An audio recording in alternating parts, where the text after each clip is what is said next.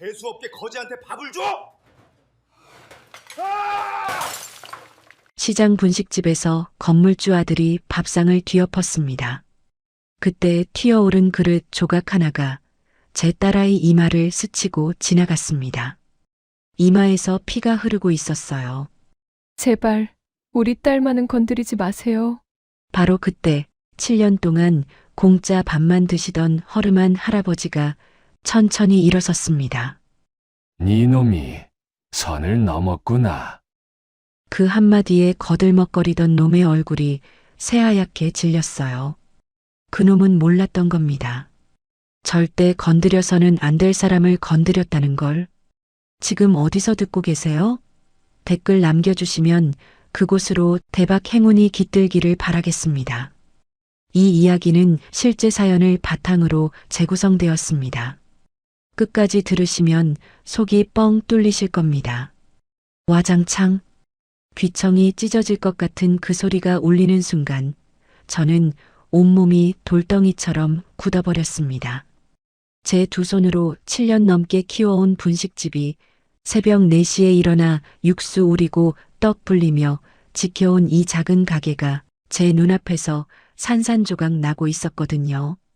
스테인리스 밥상이 뒤집어지면서 떡볶이 국물이 시뻘겋게 바닥을 적셨고 깨진 그릇 조각들이 마치 누군가의 부서진 심장처럼 여기저기 흩어져 있었습니다.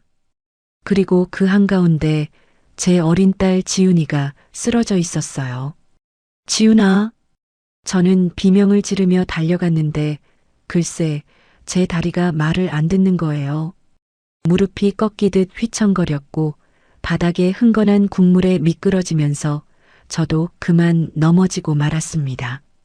손바닥으로 바닥을 짚었는데 그 순간 뜨끔하고 날카로운 통증이 느껴졌고 깨진 유리 조각이 살을 파고든 게 분명했지만 저는 아랑곳하지 않고 기어서 지훈이한테 갔어요. 지훈아, 괜찮아? 어디 다쳤어? 엄마 좀 봐, 응? 떨리는 손으로 아이의 얼굴을 감싸 쥐었는데 아이의 뽀얀 이마에 맺힌 핏방울이 떡볶이 국물과 섞여 바닥으로 툭 떨어졌습니다. 아까 밥상이 넘어질 때 모서리에 부딪힌 모양이었어요. 그 붉은 얼룩이 제 가슴에 구멍을 내는 것 같았습니다. 엄마, 나 괜찮아. 안 아파. 지훈이가 억지로 웃어 보이면서 제 손을 꼭 잡았는데 그 작은 손마저 부들부들 떨고 있지 뭡니까. 겨우 11살 초등학교 4학년짜리가 무섭고 아팠을 텐데도 엄마 앞에서 괜찮은 척을 하고 있는 거예요. 그 모습을 보는데 가슴이 칼로 도려내는 것처럼 아팠고 눈에서는 걷잡을 수 없이 눈물이 쏟아졌습니다. 이게 다 니년 때문이야, 알아? 그때 머리 위에서 남자의 목소리가 떨어졌고 저는 고개를 들어 그자를 올려다봤습니다. 건물 관리인 아들, 사람들이 뒤에서 김 사장 아들이라고 부르는 그 남자가 번들거리는 구두코를 제 얼굴 앞에 들이밀고 있었거든요. 수백만 원은 좋게 할 것 같은 명품 재킷을 걸치고 손목에는 금색 시계가 번쩍거렸는데 그 입에서 나오는 말은 하수구 냄새보다 더 역겨웠습니다. 내가 그 냄새나는 늙은이 치우라고 몇 번을 말했어. 거지를 데려다 놓으니까 가게 꼴이 이 모양이지. 그자가 턱으로 가리킨 곳을 보니 가게 구석에서 7년 동안 밥을 드시던 할아버지가 바닥에 쓰러져 계셨어요. 낡디 낡은 회색 점퍼가 떡볶이 국물에 젖어 있었고 때 묻은 운동화 한 짝이 저만치 떨어져 나가 있었습니다. 솔직히 말하면 저 할아버지도 쉬운 분은 아니었어요. 7년 동안 공짜 밥을 드시면서도 국물이 미지근하다.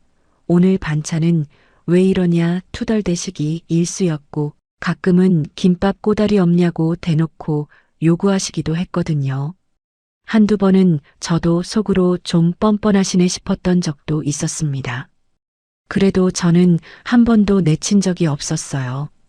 그분 눈 속에 어딘가 깊은 슬픔이 있다는 걸 저만 알고 있었으니까요. 할아버지, 지훈이가 소리를 지르며 일어서려 했고 저는 아이를 붙잡았습니다. 지훈아, 움직이지 마. 머리 다쳤잖아. 그래, 꼬맹이 말 잘 들어. 괜히 나섰다가 너도 저 늙은이 꼴 나고 싶어? 그 남자가 비웃듯 말하면서 쓰러진 할아버지의 옆구리를 구두코로 툭툭 찼고 저는 치밀어 오르는 분노를 참을 수가 없어서 벌떡 일어섰습니다. 하지 마세요. 제발, 그분은 아무 잘못도 없잖아요. 잘못이 없어? 이 꼴이 잘못이 없다고? 남자가 코웃음을 치더니 갑자기 할아버지의 옷깃을 움켜잡고 벌떡 일으켜 세웠어요. 할아버지의 얼굴이 창백하게 질려 있었고 입술이 파르르 떨리고 있었는데 그 모습이 어찌나 처참하던지 저는 가슴이 무너지는 것 같았습니다. 야, 늙은이. 네가 뭔데 맨날 여기 와서 공짜 밥을 처먹어? 응? 거지도 체면이 있는 거 아냐? 남자가 할아버지의 뺨을 손바닥으로 툭툭 치면서 비아냥거렸고 저는 더 이상 참을 수가 없어서 그자의 팔을 붙잡았습니다. 제발 그만하세요. 저분이 여기서 밥 드시는 건 제 허락으로 하는 거예요. 제 가게에서 제가 하는 일인데 왜 이러세요? 허락? 네 허락? 이 건물이 누구 건물인데 네가 허락을 해? 남자가 제 손을 뿌리치더니 저를 밀쳤고 저는 중심을 잃고 뒤로 넘어졌습니다.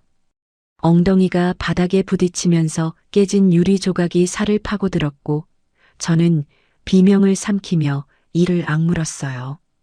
그때였습니다. 엄마. 지훈이가 울면서 달려오더니 제 앞을 가로막고 섰어요. 고작 11살짜리가 이마에서 피가 흐르는데도 두 팔을 벌리고 남자 앞에 선 거예요. 우리 엄마 때리지 마세요. 우리 할아버지 때리지 마세요.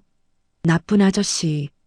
그 작은 목소리가 가게 안에 울려 퍼졌고 저는 심장이 멎는 것 같았습니다. 지훈아, 안 돼.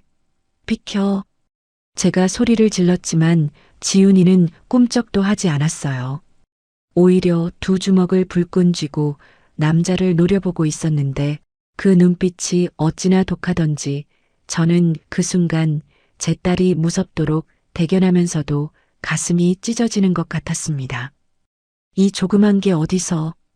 남자가 차갑게 내뱉더니 지훈이의 어깨를 밀쳤고 아이가 비명을 지르며 뒤로 나가 떨어졌습니다. 쿵!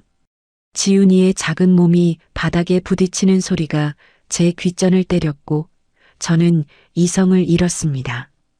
지훈아! 비명을 지르며 남자에게 달려들었지만 그자가 저를 가볍게 밀쳐내는 바람에 저도 바닥에 나뒹굴었어요.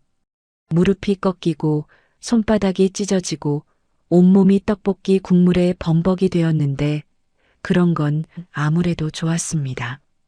저는 기어서 지훈이에게 갔고 아이를 품에 꼭 끌어안았어요. 지훈아, 피나잖아. 잠깐 움직이지 마. 엄마가 볼게.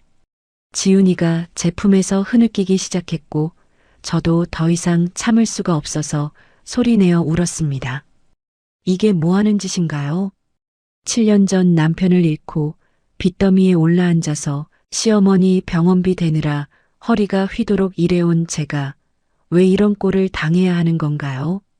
제가 뭘 그렇게 잘못했길래 제 어린 딸까지 이렇게 짓밟혀야 하는 건가요? 제발 우리 딸만 건드리지 마세요. 저는 남자를 올려다보며 빌었습니다. 시키는 대로 다 할게요. 그러니까 제발 우리 지훈이만은. 목이 메어서 말을 잇지 못했고 눈물이 앞을 가려서 아무것도 보이지 않았습니다. 그때였어요. 가게 안의 공기가 갑자기 싸늘하게 바뀌었습니다. 마치 한겨울 찬바람이 불어닥친 것처럼 등골이 오싹해지는 한기가 느껴졌고 저는 본능적으로 고개를 돌렸습니다. 그리고 제가 본 광경은 평생 잊을 수가 없어요. 아까까지 바닥에 쓰러져 계시던 할아버지가 천천히 일어서고 계셨거든요. 구부정하던 등이 쫙 펴졌고 힘없이 처져 있던 어깨가 곧게 세워졌으며 무엇보다 눈빛이 제가 7년 동안 봐왔던 그 까칠하고 퉁명스러운 눈빛이 완전히 다른 것으로 바뀌어 있었습니다. 차갑고 날카롭고 마치 살얼음 위를 걷는 것처럼 섬뜩한 눈. 니놈이 선을 넘었구나. 할아버지의 입에서 흘러나온 목소리는 낮고 단단했고 그 한마디에 남자의 얼굴이 굳어졌습니다. 뭐야?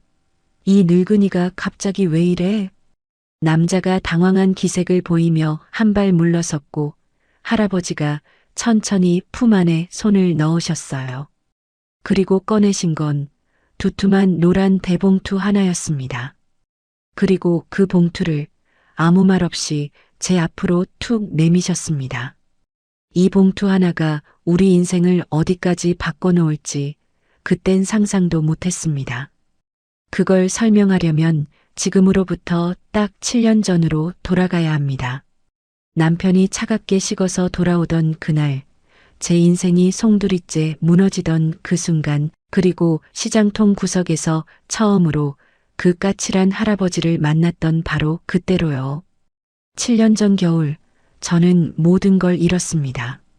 남편이 출근길 교통사고로 세상을 떠난 건 12월의 어느 새벽이었어요. 그날 아침 남편은 평소처럼 다녀올게, 지훈이 어린이집 잘 보내고 하며 현관문을 나섰고 저는 졸린 눈을 비비며 응, 조심해 하고 대답했거든요. 그게 마지막이 될 줄은 꿈에도 몰랐습니다. 오후 2시쯤이었을 거예요. 낯선 번호로 전화가 왔는데 받자마자 김현수 씨 보호자 되십니까? 하는 차가운 목소리가 들려왔고 저는 그 순간 심장이 쿵하고 바닥으로 떨어지는 걸 느꼈습니다. 병원에 도착했을 때 남편은 이미 차갑게 식어 있었어요. 하얀 천으로 덮인 얼굴을 들춰보는 순간 저는 다리에 힘이 풀려서 그 자리에 주저앉았고 입에서는 소리 없는 비명만 새어나왔습니다. 장례를 치르고 나니 빚더미가 남았어요. 남편이 형 사업에 연대보증을 서줬다는 걸 그제야 알았거든요. 집이 경매로 넘어갔고 차도 빼앗겼으며 시어머니는 충격으로 치매 증상이 시작되셨습니다. 겨우 4살이었던 지훈이는 아빠가 왜 안 오냐고 매일 울었고 저는 그 어린 것을 안고 함께 울면서도 내일 당장 뭘 먹여야 할지 막막했어요. 그렇게 시장통 구석 3평짜리 분식집으로 흘러들어온 거예요.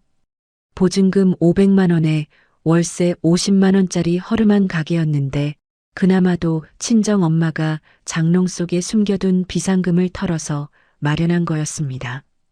정미야, 이게 엄마가 해줄 수 있는 전부다. 힘내라, 응? 친정 엄마의 주름진 손이 제 손을 꼭 잡아주셨을 때 저는 눈물을 꾹 참으면서 고개를 끄덕였어요. 울면 안 됐거든요. 지훈이 앞에서, 시어머니 앞에서 저까지 무너지면 정말 끝이니까요. 그런데 현실은 생각보다 훨씬 더 잔인했습니다.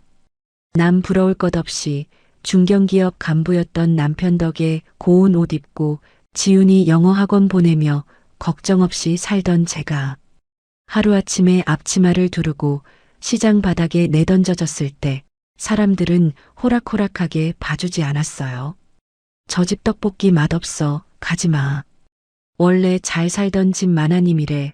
쯧쯧, 꼴 좋다. 옆 가게 아줌마들이 수군대는 소리가 귓전을 때릴 때마다 속이 부글부글 끓었지만 저는 꾹 참고 웃었습니다. 떡볶이 한 접시 팔아서 800원 남기는 게 전부인 주제에 자존심 부릴 처지가 아니었으니까요. 그러던 어느 비 오는 날이었어요.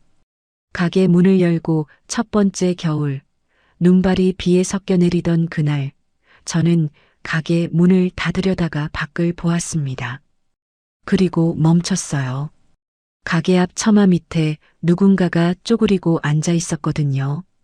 낡은 회색 점퍼에 때 묻은 운동화, 흐물흐물해진 종이 상자를 바닥에 깔고 앉아 있는 노인이 한 분 보였어요. 비바람을 피하려고 몸을 잔뜩 웅크리고 계신 것 같았죠. 저기요, 어르신. 제가 다가가자 노인이 화들짝 놀라며 고개를 들었고 저는 그 순간 심장이 철렁 내려앉았습니다. 눈이 움푹 꺼져 있었고 볼이 쑥 들어가 있었으며 입술은 퍼렇게 질려 있었거든요. 며칠은 굶은 게 분명한 얼굴이었어요. 뭐요? 할아버지가 퉁명스럽게 대꾸하셨어요. 저는 순간 당황했습니다. 굶주린 표정인데도 목소리는 어찌나 뻣뻣하던지 동정을 구하는 사람 같지가 않았거든요. 저 추우실 것 같아서요. 안에 들어오셔서 뭐라도 드시고. 됐어. 나 거지 아니야. 할아버지가 고개를 휙 돌리셨어요. 저는 어이가 없었습니다. 분명히 며칠은 굶은 얼굴인데 밥 준다는데 거절을 하시다니. 보통 사람 같으면 그냥 돌아섰을 거예요. 근데 이상하게 저는 발이 안 떨어지더라고요. 할아버지의 눈을 봤거든요. 퉁명스러운 말투 뒤에 숨겨진 텅 빈 것 같으면서도 어딘가 깊은 슬픔이 고여 있는 눈. 그 눈이 제 눈과 너무 닮아 있었어요. 아, 이분도 나처럼 무언가를 잃으셨구나. 저도 모르게 그런 생각이 들었고 저는 물러서지 않았습니다. 거지인지 아닌지는 제가 판단할게요. 일단 드시고 나서 나가셔도 늦지 않잖아요. 제가 단호하게 말했더니 할아버지가 처음으로 제 얼굴을 똑바로 보셨어요. 뭔가 살피는 듯한 눈빛이었는데 저는 피하지 않고 맞받아 봤습니다. 한참을 그렇게 노려보시다가 할아버지가 툭 내뱉으셨어요. 괜히 밥 줘놓고 나중에 뭐 바라는 거 아니겠지? 네. 뭘 바라긴요? 다들 그렇잖아. 처음엔 좋은 척 하다가 나중에 뭐 해달라고 하고. 할아버지의 목소리에 묘한 쓸쓸함이 묻어 있었어요. 저는 그 말을 듣는 순간 이분이 단순히 배고픈 게 아니라 사람한테 대인 분이라는 걸 느꼈습니다. 저는 그런 사람 아니에요. 그냥 추워 보여서 그래요. 제가 말하고 가게 안으로 들어갔어요. 잠시 후 뒤를 돌아보니 글쎄 할아버지가 머문머문 문 앞에 서 계시지 뭡니까? 들어올까 말까 망설이는 게 딱 보였어요. 저는 못 본 척하고 부엌으로 들어가 밥을 푸고 국을 데웠습니다. 김이 모락모락 나는 밥 한 공기, 뜨끈한 된장국 한 그릇, 그리고 반찬 몇 가지를 쟁반에 담아서 구석 테이블에 놓았어요. 여기 있어요. 드실 거면 드시고 안 드실 거면 말고요. 제가 툭 던지듯 말하고 설거지를 하러 갔는데 한참 후에 뒤를 돌아보니 할아버지가 구석에 앉아 밥을 드시고 계셨습니다. 그것도 아주 허겁지겁. 밥알이 입가에 묻는 것도 모르고 숟가락을 연신 움직이고 계셨어요. 저는 그 모습을 보면서 속으로 생각했습니다. 역시 배고프셨구나. 그런데 그 다음 순간 제가 예상 못한 일이 일어났어요. 할아버지가 밥을 다 드시고 나서 숟가락을 탁 내려놓으시더니 말씀하셨거든요. 국이 좀 짜네. 네. 저는 귀를 의심했습니다. 공짜로 밥을 드셨으면서 첫마디가 국이 짜다고요? 아, 네. 다음엔 싱겁게 할게요. 제가 황당해서 그렇게 대답했더니 할아버지가 일어서시면서 또 한마디 하셨어요. 내일도 이 시간에 오면 밥 있나? 저는 할 말을 잃었습니다. 이분이 진짜 뻔뻔한 건지 아니면 원래 이런 성격인 건지. 근데 이상하게 화가 나지는 않았어요. 오히려 피식 웃음이 나더라고요. 네, 있어요. 오세요. 그게 시작이었습니다. 그 뒤로 할아버지는 정말 매일 저녁 제 가게 구석 자리에 오셨어요. 그리고 매번 뭔가 한마디씩 하셨습니다. 오늘 떡볶이는 왜 이렇게 퍼졌어?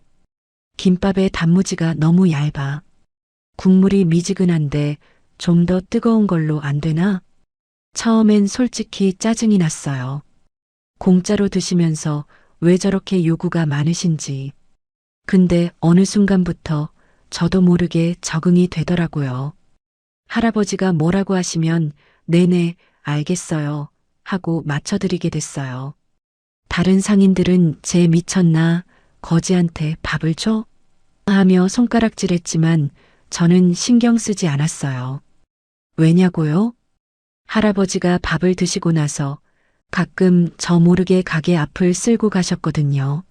한 번은 쓰레기 봉투가 무거워서 끙끙대고 있었는데 할아버지가 말없이 다가오셔서 휙 들고 나가셨어요. 그리고 돌아오셔서 하신 말씀이 뭔지 아세요? 힘도 없으면서 왜 혼자 하려고 그래.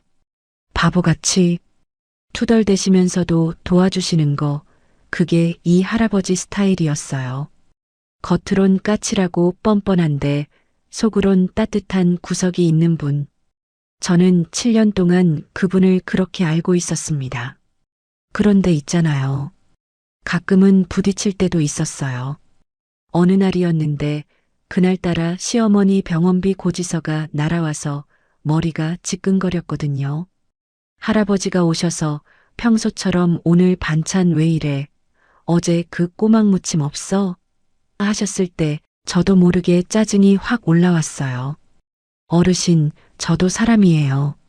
매일 해드리기 힘들단 말이에요. 제가 좀 쏘아붙였더니 할아버지가 멈칫하셨어요. 그리고 한마디 하셨습니다. 힘든 건 나도 마찬가지일 텐데. 그 말이 어찌나 서운하던지 저는 고개를 돌리고 아무 말도 안 했어요. 그날 저녁 할아버지는 밥도 안 드시고 그냥 나가셨습니다. 가게 안에 싸늘한 냉기가 돌았고 저는 괜히 마음이 불편했어요. 내가 너무했나? 그런데 다음날 아침 가게 문을 열었더니 글쎄, 문 앞에 쓰레기 봉투 3개가 깔끔하게 묶여서 놓여 있지 뭡니까? 제가 어제 못 버린 거였어요. 할아버지가 새벽에 오셔서 버리고 가신 게 분명했습니다. 저는 그 봉투를 보면서 한참 동안 서 있었어요. 이분은 대체 어떤 분일까? 왜 이렇게 겉과 속이 다른 걸까? 7년 동안 한 번도 궁금하지 않았던 건 아니에요. 이 할아버지가 도대체 어떤 분이신지, 왜 이렇게 되신 건지 가끔 멍하니 창밖을 바라보시며 무슨 생각을 그렇게 하시는지. 하지만 묻지 않았어요. 다들 말하고 싶지 않은 과거 하나쯤은 있으니까요. 저처럼요. 그저 7년이라는 시간 동안 매일 저녁 제 가게 구석을 지켜준 그 까칠한 뒷모습이 저에게는 유일한 식구이자 위로였습니다. 하지만 그때는 몰랐습니다. 제 가게 구석에서 반찬 투정을 하던 그 노인의 주름진 손에 우리 모녀의 운명을 통째로 바꿀 거대한 힘이 쥐어져 있었다는 사실을요. 그 믿기지 않는 기적 같은 이야기는 그의 가장 추웠던 어느 오후, 우리 가게가 산산조각 나던 그날부터 시작되었습니다. 그렇게 7년이 흘렀어요. 4살이었던 지훈이는 어느새 초등학교 4학년이 되었고 저는 45살 아줌마가 되어 있었습니다. 시장통 분식집에서 새벽부터 밤까지 일하다 보니 손은 갈라지고 트고 거칠어졌지만 그래도 지훈이가 밝게 웃어주면 그걸로 됐어요. 그날도 평범한 오후였습니다. 학교 끝난 지훈이가 가방을 맨 채로 가게 문을 열고 들어왔고 저는 떡볶이 국물을 젓다가 고개를 들어 아이를 바라봤어요. 엄마, 나왔어. 지훈이가 환하게 웃으면서 달려왔고 저는 앞치마에 손을 닦으며 아이의 머리를 쓰다듬었습니다. 그래, 우리 딸 학교에서 뭐 했어? 오늘 국어 시간에 칭찬받았어. 선생님이 내 일기 잘 썼다고. 지훈이가 자랑스럽게 말하는데 글쎄 그 큰 눈이 초롱초롱 빛나지 뭡니까? 이 아이는 학원 하나 못 보내주는 엄마 밑에서도 늘 밝고 씩씩하게 자라줬어요. 그때 가게 구석에서 퉁명스러운 목소리가 들려왔습니다. 시끄럽네. 학교에서 칭찬받은 게 그렇게 대단한 일이야? 할아버지였어요. 7년 동안 그 자리를 지켜온 분답게 오늘도 구석 테이블에 앉아 계셨습니다. 낡은 회색 점퍼에 때 묻은 운동화, 처음 만났을 때와 별로 다를 바 없는 모습이었어요. 보통 아이들이라면 저런 말에 주눅이 들 텐데 우리 지훈이는 달랐습니다. 할아버지, 지훈이가 환하게 웃으면서 할아버지에게 달려갔어요. 할아버지, 오늘 많이 추웠죠? 밖에 바람 엄청 불던데. 할아버지가 인상을 찌푸리셨어요. 추우면 어쩔 건데. 네가 뭘 해줄 수 있는 것도 아니면서. 있어요. 내가 따뜻한 거 갖다 드릴 수 있어요. 지훈이가 앞치마를 두르더니 냄비에서 어묵 국물을 한 컵 따라서 할아버지 앞에 갖다 놓았어요. 이건 지훈이가 학교 끝나고 오면 매일 하는 일이었습니다. 제가 시킨 적도 없는데 어느 날부터인가 지훈이가 스스로 하기 시작한 거였어요. 이런 거 안 해도 된다니까. 할아버지가 투덜대셨지만 손은 이미 국물 컵을 향해 뻗고 계셨어요. 저는 그 모습을 보면서 속으로 웃었습니다. 이분이 딱 이래요. 입으론 싫다고 하면서 결국 다 받아드시거든요. 할아버지, 손 시려요? 호호 불어줄까? 지훈이가 할아버지의 거칠고 주름진 손을 잡으려 했어요. 그런데 할아버지가 확 손을 빼셨습니다. 됐어. 괜한 짓 하지 마. 손 더러워. 할아버지가 뚱하게 말씀하셨는데 저는 그 순간 할아버지의 눈가가 살짝 떨리는 걸 봤어요. 입으론 저렇게 말씀하시지만 지훈이의 손길이 싫은 게 아니라는 걸 저는 알았습니다. 그냥 익숙하지 않으신 거예요. 누군가에게 따뜻하게 대해지는 게. 할아버지 손 안 더러워요. 할아버지 손은 따뜻해요. 지훈이가 그렇게 말하면서 다시 할아버지의 손을 잡았고 이번엔 할아버지가 빼지 않으셨어요. 그냥 고개를 돌리고 창밖을 보시면서 낮은 목소리로 중얼거리셨습니다. 쓸데없는 소리하고 있어. 근데 저는 봤어요. 할아버지의 눈가가 촉촉해지는 걸. 이상하게 할아버지는 지훈이를 볼 때마다 눈물을 글썽이시곤 했는데 저는 그 이유를 한 번도 여쭤본 적이 없었습니다. 엄마. 지훈이가 갑자기 저를 불렀고 저는 떡볶이를 젓다가 고개를 돌렸어요. 왜? 나 나중에 커서 돈 많이 벌면 말이야. 지훈이가 진지한 얼굴로 말했습니다. 할아버지 우리 집에 모시고 살면 안 돼? 저는 그 말에 숟가락을 놓칠 뻔했어요. 11살짜리가 학원비도 없어서 친구들 사이에서 주눅들어 지낼 법한 나이에 노숙자 할아버지를 모시고 살겠다고 하다니. 지훈아, 그게 무슨.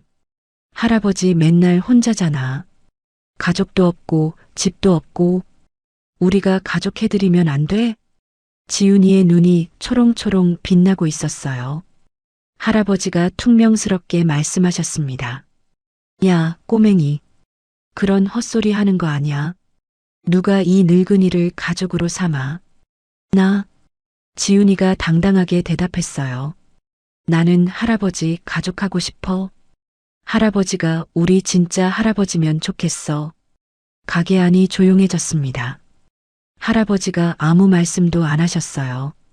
그냥 고개를 숙이고 국물만 드시고 계셨는데 저는 그분의 어깨가 미세하게 떨리는 걸 봤습니다. 할아버지는 괜찮단다. 한참 만에 할아버지가 낮은 목소리로 말씀하셨어요. 이렇게 지훈이 얼굴 보는 것만으로도 충분해. 그 목소리가 떨리고 있었고 저는 힐끗 그분을 보았습니다. 주름진 얼굴에 눈물이 고여 있었어요.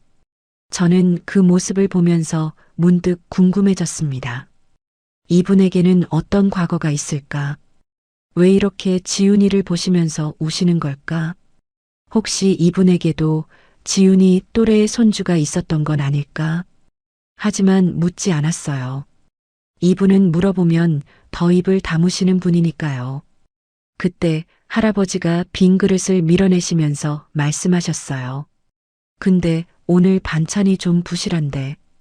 어제 그 콩나물 무침 없어?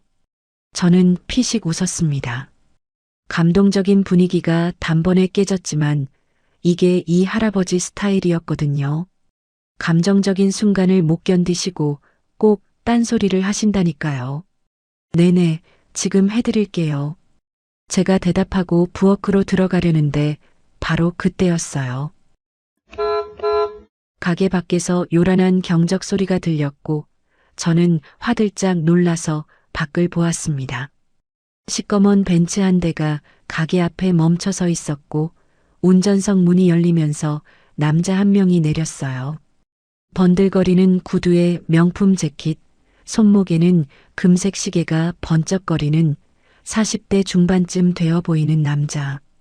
건물 관리인 아들, 사람들이 뒤에서 김 사장 아들이라고 부르는 그자였습니다. 저는 그 순간 등골이 싸늘해지는 걸 느꼈어요. 저 남자가 올 때마다 좋은 일이 없었거든요. 가게 문이 벌컥 열렸고 남자가 느릿느릿 걸어 들어왔습니다. 어이, 박 사장. 남자가 가게 안을 둘러보더니 인상을 팍 썼어요. 가게 꼴이 이게 뭐야? 여기가 분식집이야. 노숙자 쉼터야? 남자의 시선이 구석에 앉아 계신 할아버지에게 멈췄고 저는 심장이 쿵쾅거리기 시작했습니다. 저기요, 김 사장님. 저분은 그냥 손님이시고. 손님? 이게 손님이야? 남자가 코웃음을 치더니 저를 위아래로 훑어봤어요. 그 눈빛이 어찌나 불쾌하던지 저는 온몸에 소름이 돋는 것 같았습니다. 참, 박 사장은 어쩜 이렇게 마담 같은 얼굴을 하고 있어. 이런 데서 떡볶이 팔기 아깝다니까. 남자가 혀를 차면서 제 쪽으로 다가왔고 저는 한 발 뒤로 물러섰어요. 내가 소개해 줄까? 괜찮은 자리. 어차피 여기서 이러고 있으나 거기서 이러고 있으나 똑같은 거잖아. 응? 남자가 제 턱을 손가락으로 들어 올리려 했고 저는 손을 탁 쳐내며 뒤로 물러났습니다. 하지 마세요. 제 목소리가 떨리고 있었지만 저는 눈을 피하지 않았어요. 저는 그런 사람 아닙니다. 그때 구석에서 퉁명스러운 목소리가 들려왔습니다. 시끄럽네. 밥 먹는데 조용히 좀 하지. 할아버지였어요. 남자가 고개를 돌려 할아버지를 노려봤습니다. 뭐, 이 늙은이가 지금 나한테 한 소리야? 늙은이가 아니라 어르신이야. 이 멍청아. 할아버지가 눈 하나 깜짝 안 하시고 대꾸하셨어요. 저는 심장이 철렁 내려앉았습니다. 저 남자한테 저렇게 말씀하시면 어떡하나 싶었어요. 야, 이 늙은이가 진짜. 남자의 얼굴이 시뻘겋게 달아올랐고 할아버지를 향해 성큼성큼 다가갔어요. 저는 급히 남자 앞을 막아섰습니다. 저기, 김 사장님. 저분은 그냥 좀 성격이 그러신 분이에요. 신경 쓰지 마시고. 닥쳐. 남자가 저를 밀쳐내더니 할아버지의 테이블 앞에 섰어요. 야, 늙은이. 밥값은 내고 그런 소리 하는 거야? 공짜 밥 처먹으면서 어디서 입을 놀려? 할아버지가 천천히 고개를 들어 남자를 올려다보셨습니다. 그 눈빛이 평소의 까칠한 눈빛과는 뭔가 달랐어요. 차갑고 날카롭고 마치 먹잇감을 관찰하는 맹수 같은 눈. 자네, 이 건물 주인이 누군지 알고 그러나?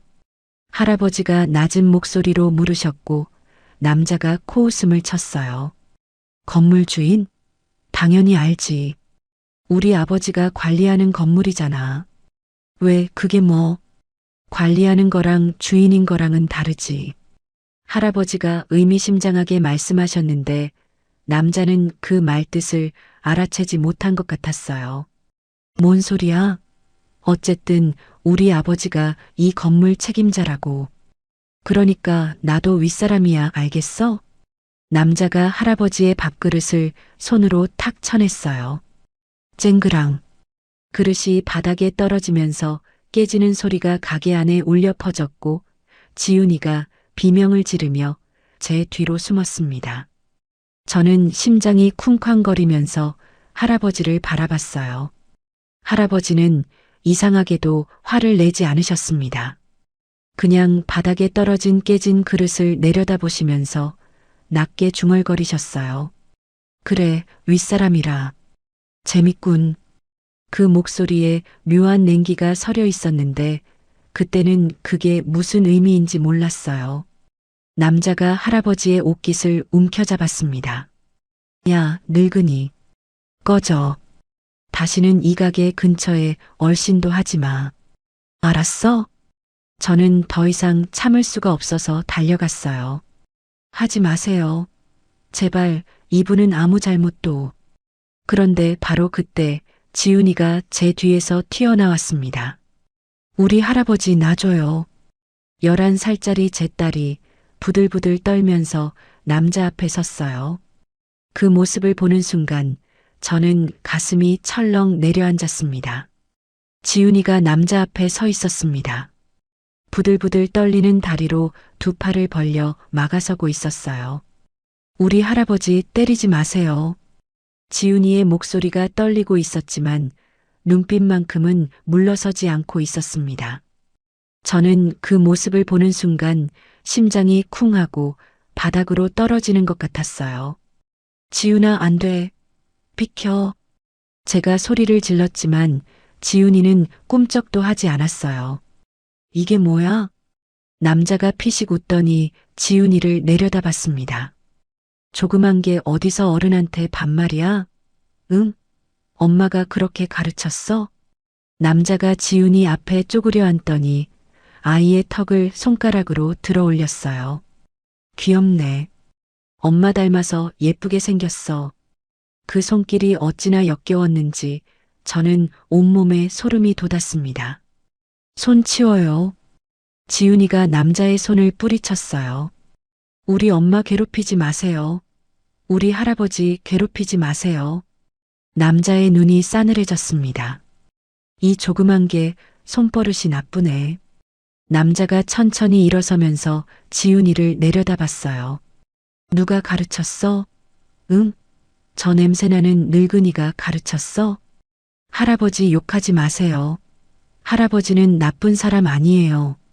지훈이가 울먹이면서도 물러서지 않았고 저는 달려가서 지훈이를 끌어안으려 했어요. 지훈아, 제발 비켜. 엄마가 할게. 응? 싫어. 나쁜 아저씨가 할아버지 괴롭히잖아.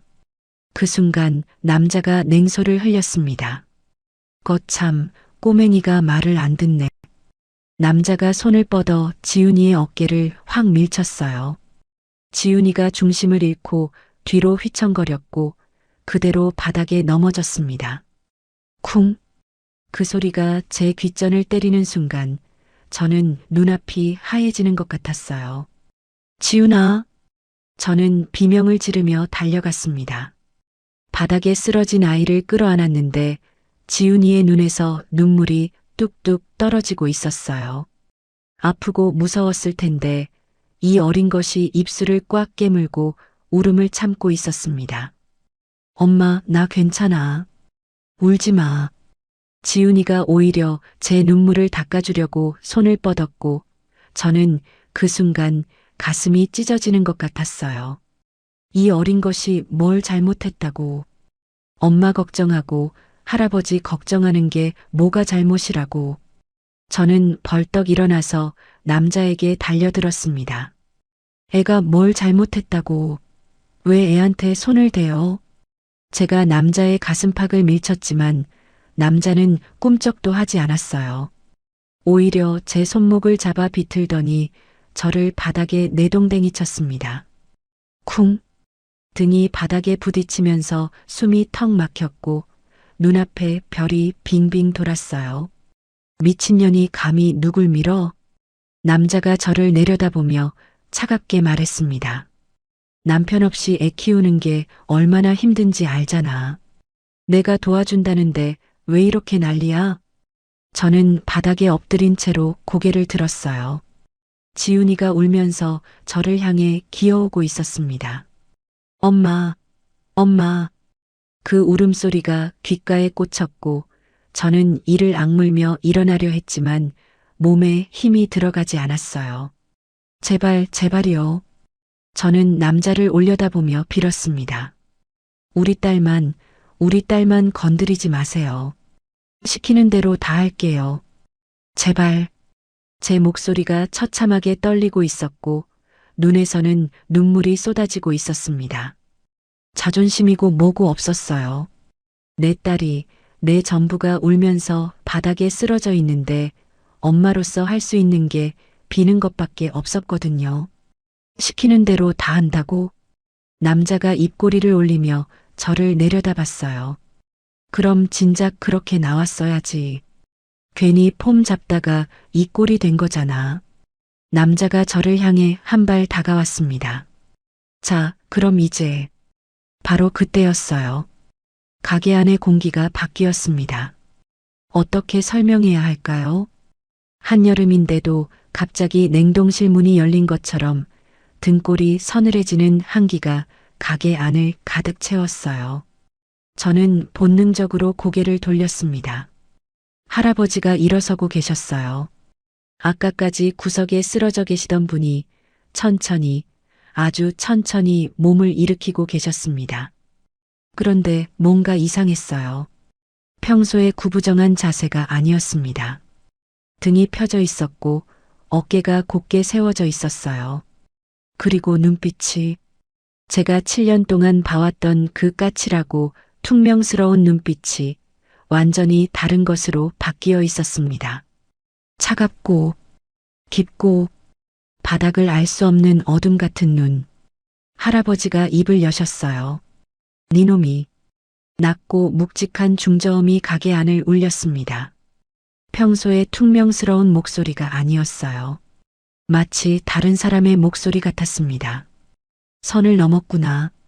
남자가 움찔하며 뒤로 물러섰어요. 뭐야 이 늙은이가. 할아버지가 대답하지 않으셨습니다.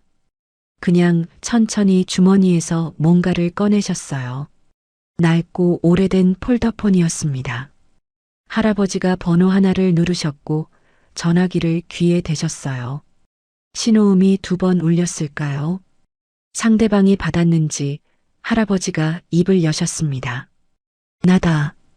단 2글자였어요.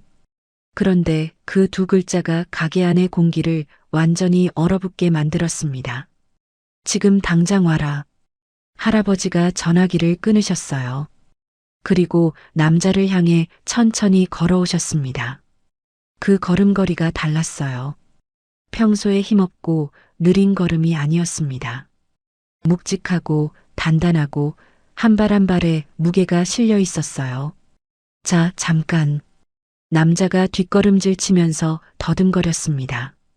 이 늙은이가 갑자기 왜 이래? 누구한테 전화한 거야? 할아버지가 대답하지 않으셨어요. 그냥 남자 앞에 멈춰 서서 위에서 아래로 내려다보셨습니다. 키가 비슷한데도 이상하게 할아버지가 훨씬 커 보였어요. 남자의 얼굴에서 핏기가 빠지고 있었습니다. 뭐야, 왜 그렇게 봐? 허세 부리지 마. 남자가 허세를 부렸지만 목소리가 떨리고 있었어요. 할아버지는 여전히 아무 말씀도 안 하셨습니다. 그냥 남자를 내려다보고 계셨어요. 그 침묵이 어찌나 무겁던지 저는 숨을 쉴 수가 없었습니다. 1초가 1분처럼 느껴졌어요. 남자의 이마에 식은 땀이 송글송글 맺히기 시작했고 손이 부들부들 떨리고 있었습니다. 뭐야? 왜 아무 말도 안 해? 남자가 소리를 질렀지만 할아버지는 여전히 침묵하셨어요. 그 침묵이 어떤 말보다 무서웠습니다. 저는 지훈이를 꼭 끌어안은 채로 그 광경을 지켜봤어요. 7년 동안 제 가게 구석에서 투덜대시던 그 할아버지가 지금은 완전히 다른 사람처럼 서 계셨습니다. 도대체 이분이 누구시길래 전화 한 통에 나다 그 2글자로 끝낼 수 있는 건지, 그리고 지금 이 순간 말 한마디 없이 저 남자를 얼어붙게 만들 수 있는 건지 저는 알 수 없었어요. 다만 한 가지 확실한 건 이분이 지금껏 보여주신 모습은 진짜가 아니었다는 거였습니다. 침묵이 가게 안을 짓누르고 있었습니다. 할아버지는 전화를 끊고 나서 아무 말씀도 안 하셨어요. 그냥 남자를 내려다보고 계셨는데 그 눈빛이 어찌나 차갑던지 저는 숨을 쉴 수가 없었습니다. 남자의 이마에 식은땀이 송골송골 맺혀 있었고 입술이 파르르 떨리고 있었습니다. 그런데 잠시 후 남자가 갑자기 픽 웃었어요. 뭐야, 이게 끝이야? 남자가 헛웃음을 터뜨리며 말했습니다. 미친 영감이 장난치나? 야, 너 치매야? 누구한테 전화한 거야? 응? 남자의 목소리에 다시 기세가 돌아오고 있었어요. 경찰? 아들? 아니면 뭐 조폭이라도 부른 거야? 남자가 코웃음을 치면서 할아버지에게 한 발 다가섰습니다. 야, 늙은이. 네가 누구한테 전화를 하든 이 건물은 우리 아버지가 관리하는 거야. 알겠어? 이 시장 바닥 떠돌던 늙은 거지가 전화 한 통으로 뭘 어쩌겠다고. 할아버지는 여전히 아무 말씀도 안 하셨어요. 그냥 남자를 내려다보고 계셨는데 그 침묵이 오히려 남자를 더 자극한 것 같았습니다. 왜 말이 없어? 허세 부리다 들킨 거야? 남자가 비아냥거리며 다시 저와 지훈이를 향해 고개를 돌렸어요. 저는 그 순간 지훈이를 내려다봤습니다. 아이가 까진 무릎을 만지작거리고 있었는데 저는 떨리는 손으로 지훈이 옷에 묻은 떡볶이 국물과 흙을 털어줬어요. 지훈아, 많이 아파? 엄마, 나 괜찮아. 진짜야. 지훈이가 억지로 웃어 보이는데 그 작은 얼굴에 아직 눈물 자국이 남아 있었습니다. 이 어린 것이 뭘 잘못했다고 이런 꼴을 당해야 하는 건지. 자, 박 사장. 어디까지 얘기했더라? 아, 맞다. 시키는 대로 다 한다고 했지? 남자가 역겨운 미소를 지으며 저에게 다가왔고 저는 지훈이를 꼭 끌어안았습니다. 제발, 제발 우리 딸만. 됐어. 이제 조용히 해. 남자가 손을 뻗어 제 턱을 잡으려는 순간이었어요. 가게 밖에서 날카로운 브레이크 소리가 들렸습니다. 저는 화들짝 놀라서 밖을 봤어요. 그런데 이상했습니다. 브레이크 소리가 한 번이 아니었거든요. 끼익하며 연달아 서너 대의 차가 급정거하는 소리가 들렸고 이어서 쿵, 쿵, 쿵 묵직한 차 문 닫히는 소리가 골목을 가득 채웠습니다. 뭐야, 저게. 남자가 멈칫하며 밖을 바라봤어요. 저도 고개를 돌렸는데 글쎄 가게 앞 골목이 순식간에 어두워지고 있지 뭡니까. 시꺼먼 차들이 줄줄이 늘어서면서 햇빛을 가린 거였어요. 세단이 한 대, 두 대, 세 대. 아니, 더 많았습니다. 대여섯 대는 좋게 되어 보이는 검은 차들이 가게 앞을 빼곡히 메우고 있었고 그 차에서 사람들이 우르르 내리기 시작했어요. 검은 양복. 빳빳하게 다림질된 검은 양복을 입은 사람들이 한 명, 두 명, 세 명. 한 명 한 명이 문을 열고 내릴 때마다 저는 심장이 쿵쿵거렸습니다. 뭐야 저게. 남자의 목소리가 떨리기 시작했어요. 저도 무서웠습니다. 영화에서나 보던 장면이 제 눈앞에서 펼쳐지고 있었거든요. 가게 문이 벌컥 열렸습니다. 검은 양복을 입은 사람들이 일사불란하게 들어왔어요. 그 사람들이 가게 안으로 쏟아져 들어오더니 저와 지훈이를 둘러싸듯 서서 남자를 막아섰습니다. 어이, 여기 영업 방해야.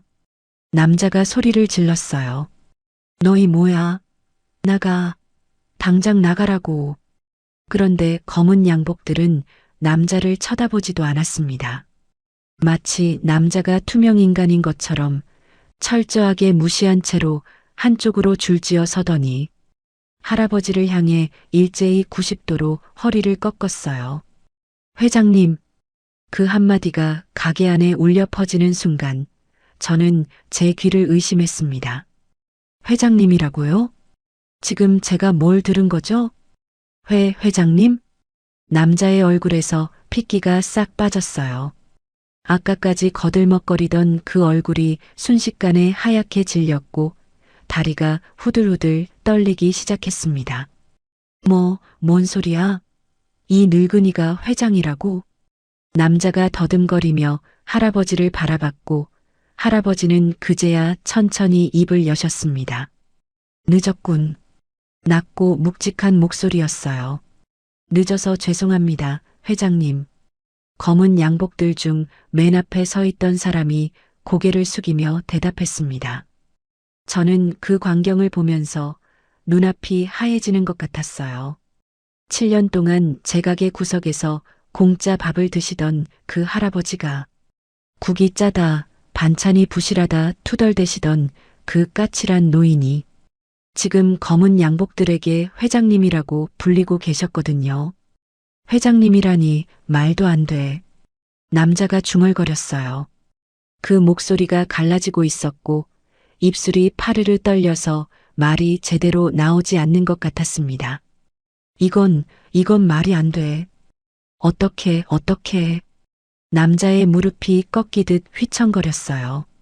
아까까지 그렇게 기세등등하던 남자가 지금은 제대로 서 있지도 못하고 있었습니다. 할아버지가 천천히 저를 향해 걸어오셨어요. 그리고 바닥에 주저앉아 있는 저와 지훈이 앞에 무릎을 꿇으셨습니다. 정미 씨, 지훈아. 할아버지의 목소리가 떨리고 있었어요. 미안하네. 진작 나섰어야 했는데 저는 아무 말도 할 수가 없었습니다. 머릿속이 하얗게 비어 있었거든요. 도대체 이분이 누구신 거예요? 왜 7년 동안 이렇게 사셨던 거예요? 그리고 왜 하필 우리 모녀였던 거예요? 그리고 저 남자에게 이제 무슨 일이 벌어지는 걸까요? 그날 비로소 알게 되었습니다.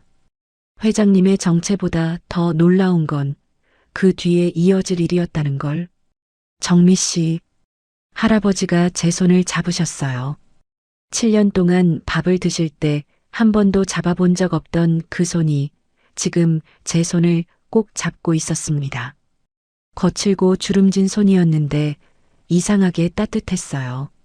놀랐지? 할아버지의 목소리가 낮게 떨리고 있었습니다. 7년 동안 속인 거 미안하네. 저는 고개를 들어 할아버지를 바라봤어요. 그 눈이 아까의 차갑고 무서운 눈이 아니었습니다. 제가 7년 동안 봐왔던 그 까칠함 뒤에 숨어있던 깊고 슬픈 눈. 그 눈에 눈물이 고여 있었어요. 왜 이러고 사셨어요? 제 입에서 저도 모르게 그 말이 흘러나왔습니다. 회장님이시면서 왜 우리 가게 구석에서 왜 우리 모녀 곁에서 7년 동안 이렇게 계셨던 거예요? 그건 할아버지가 말을 멈추셨어요. 그리고 지훈이를 바라보셨습니다. 지훈이는 제 품에 안겨서 할아버지를 올려다보고 있었는데 아이가 까진 무릎을 손으로 감싸주면서 작은 목소리로 물었어요. 할아버지, 괜찮아요? 할아버지 안 다쳤어요? 상처 입은 건 지훈이인데 오히려 할아버지 걱정을 하고 있는 거였습니다. 할아버지의 눈에서 눈물이 뚝 떨어졌어요. 할아버지는 괜찮아, 지훈아. 이제 다 괜찮아. 할아버지가 지훈이의 머리를 쓰다듬으셨어요. 그 손길이 어찌나 조심스럽고 다정하던지 저는 가슴이 뭉클해지는 것 같았습니다. 그때 할아버지가 낮게 거의 혼잣말처럼 중얼거리셨어요. 자네를 보고 있으면 젊은 날의 내 집사람이 생각나서 마음이 아프네. 저는 그 말을 듣고 할아버지를 바라봤지만 할아버지는 더 이상 설명하지 않으셨습니다. 그냥 지훈이의 머리를 한 번 더 쓰다듬으시고 천천히 일어서셨어요. 일단 일어나게. 할아버지가 제 손을 잡아 일으켜 세우셨어요. 그리고 검은 양복들을 향해 고개를 끄덕이셨습니다. 정미 씨와 지훈이를 좀 봐드려라. 예, 회장님. 검은 양복들 중 2명이 다가와서 저와 지훈이를 부축했어요. 누군가가 의자를 가져와 앉혔고 다른 누군가가 물을 가져왔습니다. 저는 떨리는 손으로 지훈이 옷에 묻은 흙을 또 한 번 털어줬어요. 아이의 무릎에 맺힌 핏방울이 아직 마르지 않았는데 그걸 볼 때마다 가슴이 찢어지는 것 같았습니다. 그때 남자의 목소리가 들려왔습니다. 자, 잠깐만요. 남자가 떨리는 목소리로 말했어요.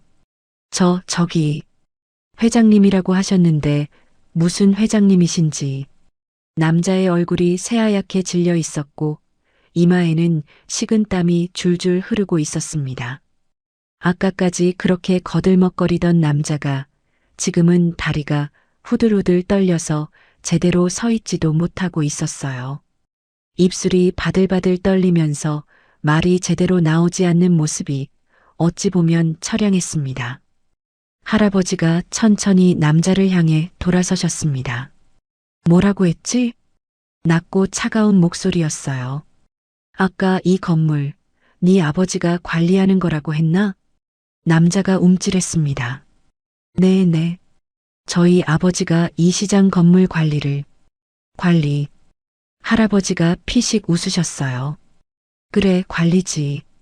소유가 아니라. 할아버지가 한 발 남자에게 다가서셨습니다. 이 건물, 누구 거게? 남자의 얼굴이 더욱 창백해졌어요.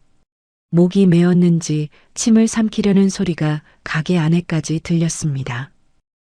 그건 모르겠나? 할아버지가 남자의 눈을 똑바로 바라보셨습니다. 내 거야. 그 한마디가 가게 안에 울려 퍼지는 순간 남자의 무릎이 완전히 꺾였어요. 바닥에 털썩 주저앉을 뻔했는데 겨우 중심을 잡고 버티는 모습이었습니다. 이 건물 20년 전에 내가 샀어. 내 아버지는 그냥 내가 고용한 관리인일 뿐이야. 할아버지의 목소리가 점점 차가워지고 있었습니다. 근데 네 아버지 아들이라는 놈이 내 건물에서 이 짓거리를 하고 있었구나. 남자의 얼굴이 파랗게 질렸어요. 식은땀이 턱을 타고 흘러내렸고 손이 부들부들 떨려서 주머니에 넣지도 못하고 허공에서 덜덜거리고 있었습니다. 회장님, 저는 몰랐습니다. 정말 몰랐어요. 이 늙은이, 아니 회장님이 건물주이실 줄은. 뭐라고? 몰랐으면 괜찮은 거야? 할아버지가 한 발 더 다가서셨습니다. 저는 지훈이의 손을 꼭 잡고 있었어요. 아이가 제 손을 꼭 쥐면서 작은 목소리로 속삭였습니다. 엄마, 나 진짜 괜찮아. 안 아파. 무릎에서 아직 피가 배어나오고 있으면서도 엄마 걱정을 하는 이 어린 것을 보니 눈물이 또 차오르려 했습니다. 7년 동안 내가 뭘 봤는지 알아? 할아버지가 남자를 내려다보시며 말씀하셨어요.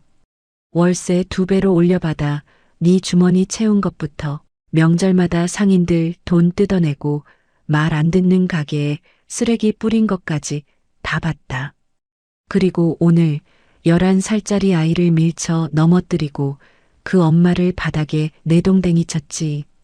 남자의 무릎이 완전히 풀렸어요. 바닥에 털썩 주저앉더니 고개를 들지 못하고 있었습니다. 온몸이 사시나무 떨듯 떨리고 있었고 이마에 식은땀이 바닥에 뚝뚝 떨어지고 있었어요. 입술이 파르르 떨려서 말이 제대로 나오지 않는 모습이 아까의 거만한 모습과는 천지 차이였습니다. 네가 왜 7년 동안 여기서? 남자가 더듬거리며 물었어요. 아니 그러니까 왜 이러고 사셨어요? 회장님이 왜 거지처럼? 할아버지가 대답하지 않으셨습니다. 그 시선이 천천히 남자의 몸을 훑더니 번들거리는 명품 재킷에서 멈췄어요. 수백만 원은 좋게 할 것 같은 그 재킷을 한참 바라보시더니 낮게 말씀하셨습니다. 그 비싼 옷, 우리 상인들 피눈물 짜내서 산 건가 보지. 남자가 움찔하며 무의식적으로 재킷 자락을 움켜쥐었어요. 할아버지가 천천히 주머니에서 휴대폰을 꺼내셨습니다. 네 아버지 번호 알고 있지? 남자의 얼굴이 새하얗게 질렸습니다. 회장님, 제발 아버지한테는 전화해. 할아버지가 차갑게 말씀하셨어요. 지금 당장 네 아버지한테 전화해서 여기로 오라고 해. 남자의 손이 부들부들 떨리고 있었어요. 회장님, 제발 한 번만 봐주십시오. 다시는 안 그러겠습니다. 제발 전화해. 할아버지의 목소리가 더욱 낮아졌습니다. 한 번 더 말하게 하지 마. 남자가 울먹이며 휴대폰을 꺼냈어요. 떨리는 손으로 번호를 누르는데 손가락이 떨려서 제대로 누르지도 못하고 있었습니다. 겨우 전화기를 귀에 대는 모습이 어찌나 처량하던지 저는 그 모습을 보면서 복잡한 감정이 밀려왔습니다. 아까까지 저를 바닥에 내동댕이 치고 지훈이를 밀쳐 넘어뜨리던 남자가 지금은 벌벌 떨면서 아버지한테 전화를 하고 있었거든요. 여보세요. 아버지. 남자의 목소리가 울먹였어요. 지금 여기 분식집으로 와주세요. 네, 빨리요. 회장님이. 남자가 말을 잇지 못하고 흐느꼈습니다. 저는 지훈이를 꼭 끌어안은 채로 그 광경을 지켜봤어요. 떨리는 손으로 아이의 옷에 묻은 떡볶이 국물을 닦아주다가 문득 시선이 갔습니다. 7년 동안 구석에 앉아 계시던 그분이 지금은 전혀 다른 사람이 되어 서 계셨습니다. 그리고 저 남자의 아버지가 오면 어떤 일이 벌어질지 저는 알 수 없었지만 한 가지는 확실했어요. 이제부터 진짜 시작이라는 거. 그로부터 채 10분도 지나지 않았을 거예요. 가게 밖에서 또다시 급브레이크 소리가 들렸고 허겁지겁 뛰어들어온 건 60대 중반쯤 되어 보이는 남자였습니다. 흰머리가 듬성듬성 섞인 머리카락, 찌그러진 양복 차림, 그리고 창백하다 못해 핏기가 싹 빠진 얼굴. 김 사장이었어요. 회장님. 김 사장이 가게 안으로 뛰어들자마자 바닥에 주저앉아 있는 아들을 발견했고 그 순간 그의 눈이 휘둥그레졌습니다. 이게 무슨... 김 사장의 시선이 아들에게서 할아버지에게로 다시 바닥에 흩어진 돈다발과 깨진 그릇들로 옮겨갔어요. 그리고 마지막으로 제 품에 안겨있는 지훈이를 보았습니다. 아이의 이마에 맺힌 핏자국과 까진 무릎을요. 그 순간 김 사장의 얼굴이 일그러졌어요. 이 미친놈아. 김 사장이 벌떡 일어나더니 아들에게 달려갔습니다. 철서? 그 소리가 가게 안에 울려 퍼졌고 저는 화들짝 놀라서 눈을 감았어요. 김 사장이 아들의 뺨을 후려친 거였습니다. 네가 지금 누구를 건드린 거야? 이 무지한 놈아. 아들이 바닥에 나뒹굴었고 김 사장이 그 머리채를 잡아 일으켜 세웠습니다. 당장 무릎 꿇어. 회장님께 용서를 빌어. 이 천하의 못난 놈아. 김 사장이 아들의 뒤통수를 내리치며 바닥에 머리를 박게 했어요. 쿵.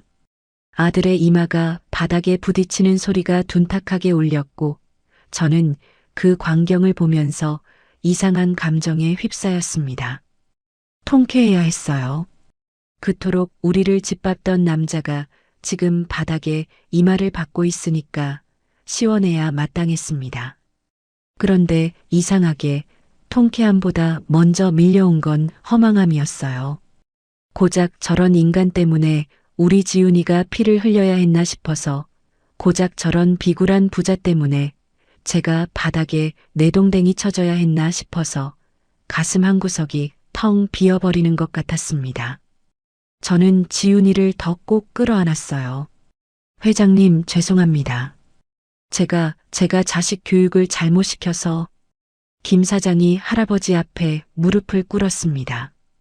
이마가 바닥에 닿을 정도로 깊이 절을 하면서 목소리가 울먹이고 있었어요. 이놈이 미쳤습니다. 정말 미쳤어요. 제가 어떻게든 보상을. 김 사장. 할아버지가 낮은 목소리로 말씀하셨어요. 그 목소리가 어찌나 차갑던지 가게 안의 온도가 뚝 떨어지는 것 같았습니다. 고개 들어. 김 사장이 천천히 고개를 들었어요.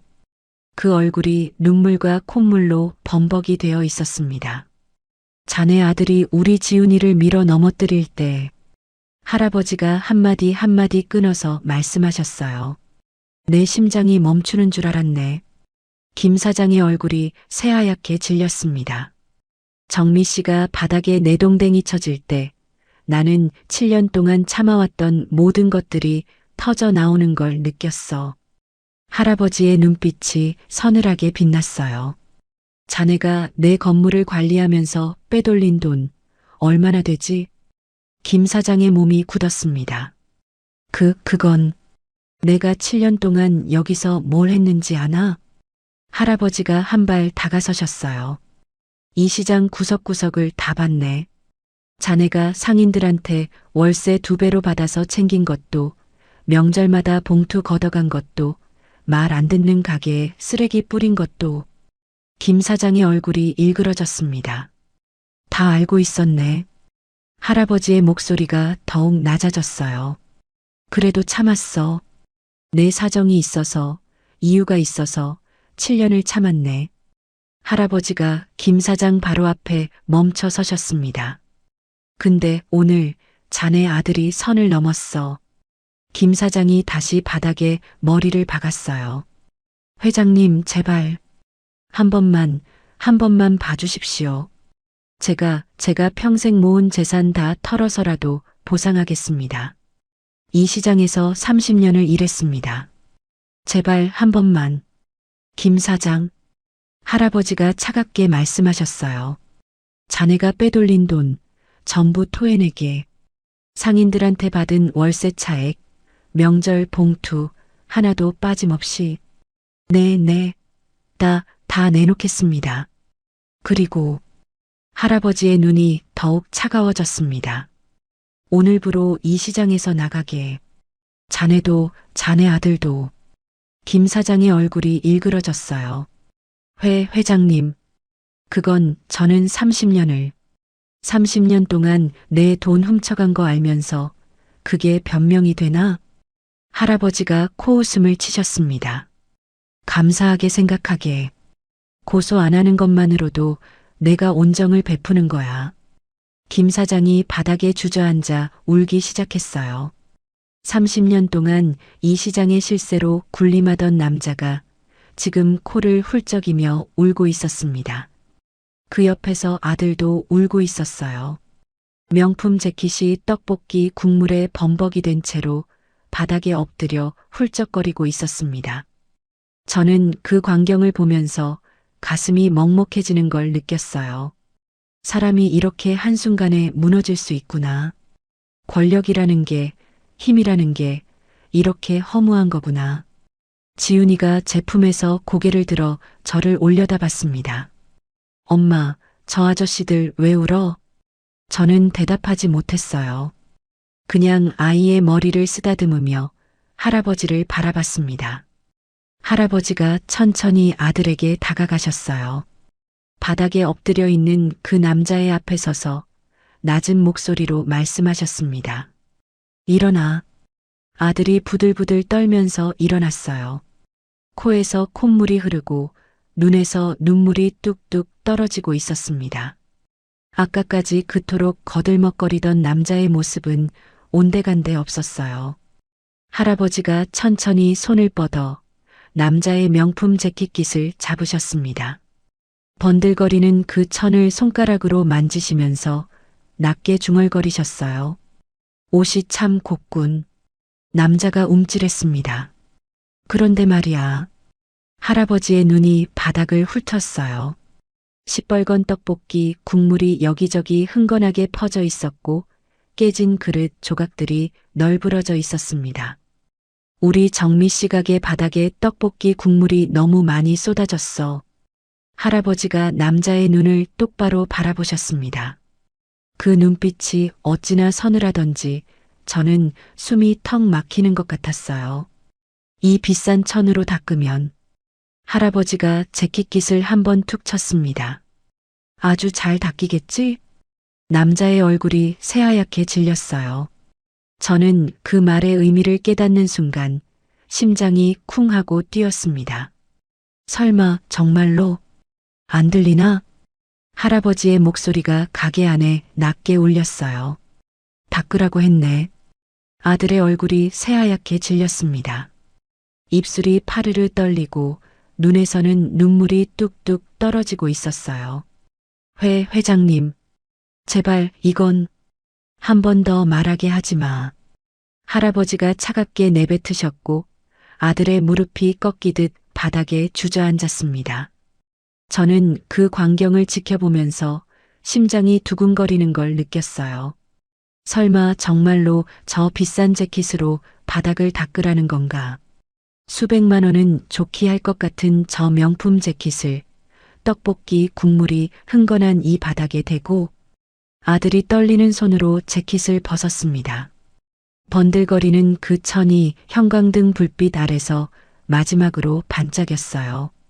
빨리. 할아버지가 한마디 더 하셨고 아들이 울먹이며 바닥에 엎드렸습니다. 그리고 재킷을 바닥에 대는 순간 그 소리가 가게 안에 울려 퍼졌어요.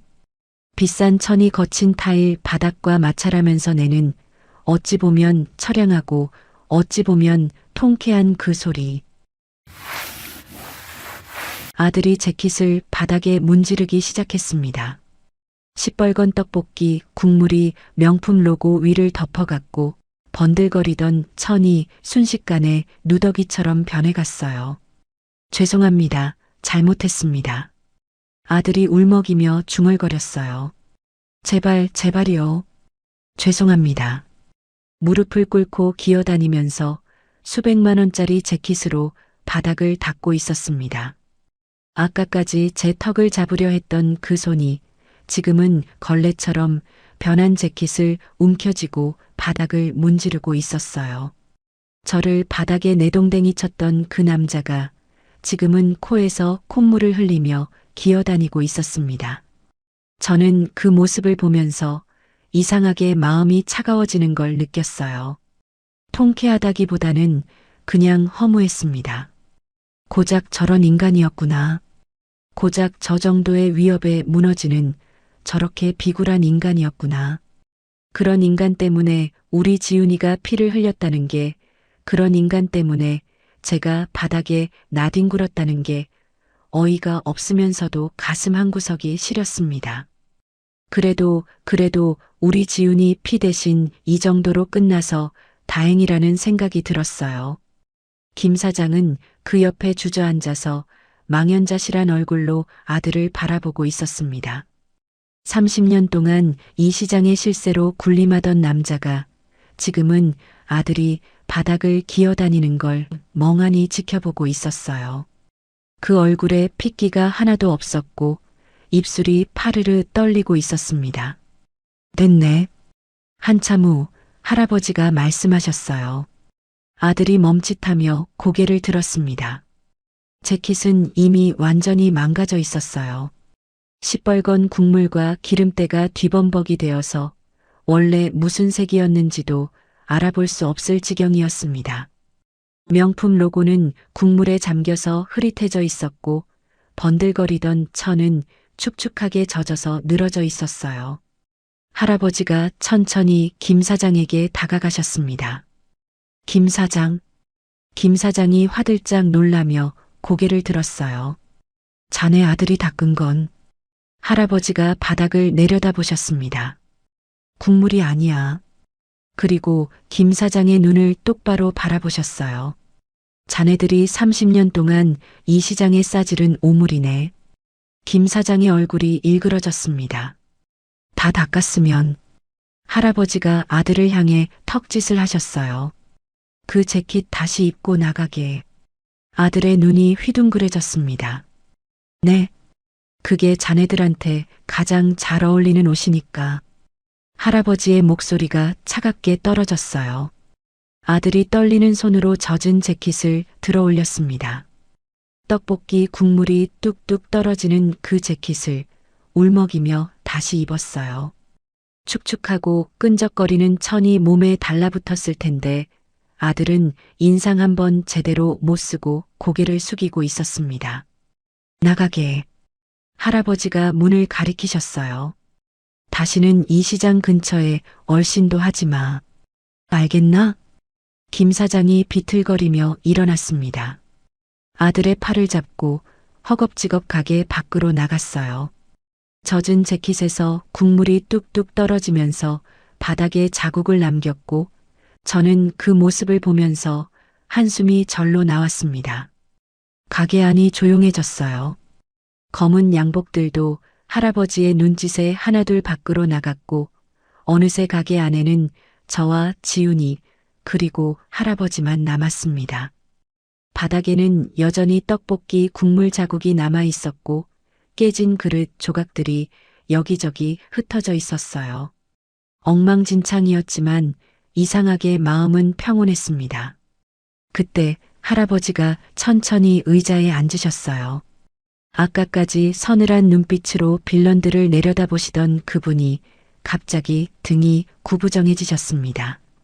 힘없이 의자에 기대시더니 낮은 목소리로 중얼거리셨어요. 정미 씨. 네, 할아버지. 저는 얼떨떨한 상태로 대답했습니다. 배고프네. 할아버지가 평소처럼 투덜대듯 말씀하셨어요. 어제 먹다 남은 꼬막 무침 좀 주겠나? 오늘 반찬이 부실한데. 저는 그 말을 듣는 순간 웃음이 터질 뻔했어요. 방금 전까지 회장님으로 불리며 저 무시무시한 위엄을 뿜어내시던 분이 지금은 또 평소처럼 반찬 타령을 하고 계셨거든요. 7년 동안 봐왔던 그 까칠하고 투덜거리는 할아버지가 다시 제 앞에 계셨습니다. 저는 그제야 온몸에서 힘이 풀리는 걸 느꼈어요. 무릎이 꺾이듯 바닥에 주저앉았고 지훈이를 꼭 끌어안았습니다. 엄마. 지훈이가 놀란 목소리로 저를 불렀어요. 엄마, 왜 그래? 괜찮아? 저는 대답하지 못했습니다. 그냥 아이를 꼭 안은 채로 참았던 울음이 터져 나왔어요. 목이 메어서 소리도 제대로 나오지 않았습니다. 7년 동안 참아왔던 서러움이 오늘 하루 동안 겪은 공포와 분노와 안도감이 한꺼번에 밀려와서 가슴을 쥐어짜는 것 같았어요. 엄마, 울지 마. 나 안 아파. 진짜야. 지훈이가 제 눈물을 작은 손으로 닦아줬습니다. 할아버지가 다 해결해줬잖아. 우리 이겼잖아. 저는 그 말에 더 크게 울었어요. 이 어린 것이 엄마를 위로하고 있다는 게, 이 작은 손이 제 눈물을 닦아주고 있다는 게 너무 미안하고 고맙고 가슴이 찢어지는 것 같았습니다. 정미 씨, 할아버지의 목소리가 들렸어요. 저는 눈물을 훔치며 고개를 들었습니다. 할아버지가 저를 바라보고 계셨는데 그 눈에 깊은 무언가가 담겨 있었어요. 까칠함도 아니고 서늘함도 아니고 7년 동안 한 번도 본 적 없는 따뜻하고 슬픈 눈빛이었습니다. 울지 말게. 할아버지가 낮게 말씀하셨어요. 이제 다 끝났어. 저는 고개를 끄덕이면서도 눈물이 멈추지 않았습니다. 끝났다고요. 정말 끝난 건가요? 그런데 할아버지, 대체 누구세요? 왜 7년 동안 우리 가게 구석에 계셨던 거예요? 왜 우리 모녀 곁에 계셨던 거예요? 그때 할아버지가 품속을 뒤지시더니 노란 대봉투 하나를 꺼내셨습니다. 정미 씨, 이거. 저는 떨리는 손으로 받았어요. 봉투를 열고 안에 든 종이를 펼쳤습니다. 거기 적힌 숫자를 보는 순간 저는 숨이 멎는 것 같았습니다. 저는 제 눈을 의심했어요. 거기에는 숫자가 적혀 있었는데 0이 너무 많아서 몇 개인지 셀 수가 없었습니다. 하나, 둘, 셋, 넷. 세다가 멈췄어요.